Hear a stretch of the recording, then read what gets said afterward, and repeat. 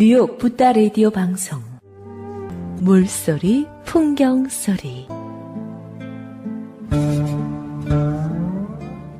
보스턴 문수사 회주 포회당 도범 큰 스님께서 지으신 구도자의 발자취 봉암사에서 보스턴까지의 한제락과 함께 하시겠습니다.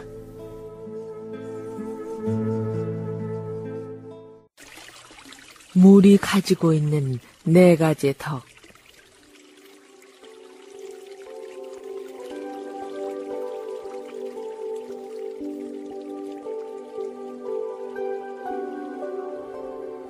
곡기를 끊고 단식을 해도 물을 먹을 수만 있다면 대부분 3주일은 버틸 수 있지만 먹는 물마저 없으면 일주일도 버티기가 어렵다고 합니다. 물 없는 삶은 상상할 수 없으며 물의 일상적인 필요성은 종교적으로도 신성하게 승화되어 왔습니다. 물의 신화에서 보면 고대 스칸디나비아인들은 신들이 성스러운 물에서 태어났다고 믿었습니다. 아마존 서부 원주민인 슈아르족은 태초의 남자와 여자가 성스러운 폭포 위의 무지개에서 탄생했다는 신화를 갖고 있습니다.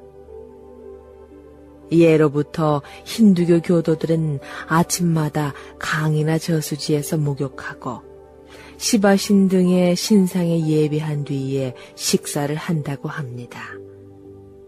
문화의 혜택을 받고 있는 요즘 현대인들은 역시 아침에 일어나서 가장 먼저 샤워를 하고 하루를 시작합니다. 이때 물은 정화의 이미지이며 몸과 마음의 때를 씻고서 깨끗하고 새롭게 시작하겠다는 삶의 의미일 것입니다. 옛 할머니들은 장독대가 기도하는 장소였으며 정한 술을 떠놓고 자식들을 위해 기도했습니다. 우리는 어머니 뱃속의 양수 속에서 자랐으며 그래서인지 물이 보이면 마시고 싶고 씻고 싶으며 뛰어들고 싶습니다. 옛 물병같이 긴 목을 보면 어머니 목에 매달리듯 그래서 매달리고 싶기도 한가 봅니다. 우리의 몸은 70%가 수분으로 구성되어 있는 말 그대로 물자루며 그래서 항상 내추럴 미네랄로 유지할 수 있었으면 하는 희망사항입니다.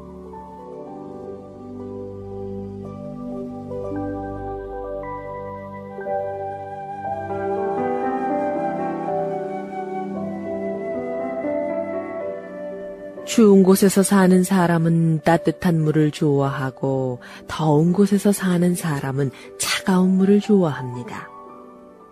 물질도 마찬가지로 용도에 따라서 더운 물을 사용하기도 하고 찬물을 사용하기도 합니다.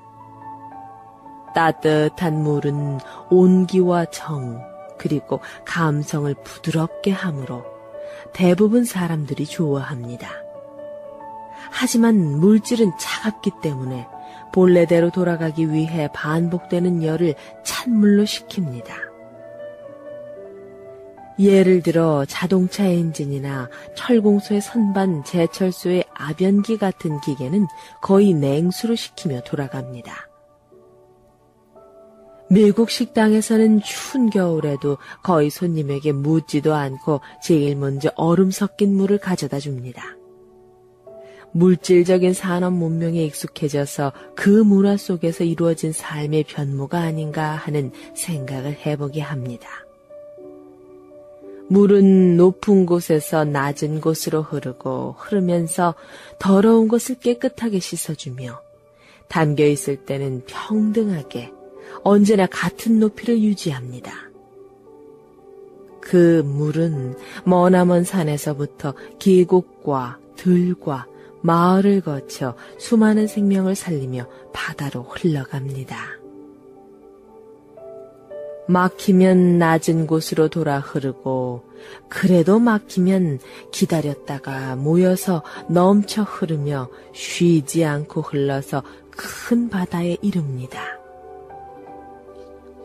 바다는 맑은 물이나 흙탕물이나 남쪽 물이든 북쪽 물이든 국가나 지역 차별 없이 어떤 물이라 해도 다 받아들입니다. 그렇게 받아들이지만 모자라거나 넘치지 아니하며 온갖 물을 한 물결로 출렁이면서 맑고 푸르게 정화합니다.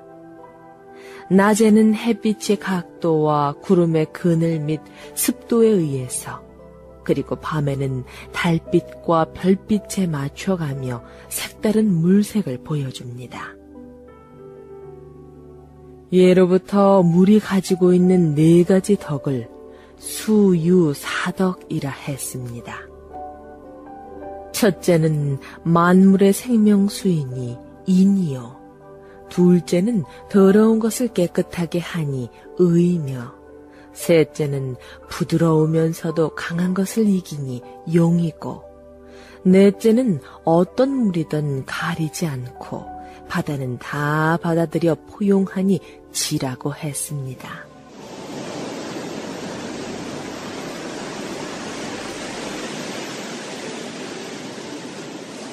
어느 곳에서나 바람은 시도 때도 없이 불어오지만 유별 바닷바람은 더 쉬지 않고 불어가며 파도를 깨어있게 합니다. 바닷가에서 복잡한 생각을 쉬고 망연히 앉아 쉬었다오는 텅 빈 상태나 본래의 마음 그 자리로 되돌아갈 수가 있습니다. 혼자 앉아있다는 생각마저도 지워진 상태가 오래 지속될수록 그만큼 번뇌에서 씻기게 됩니다.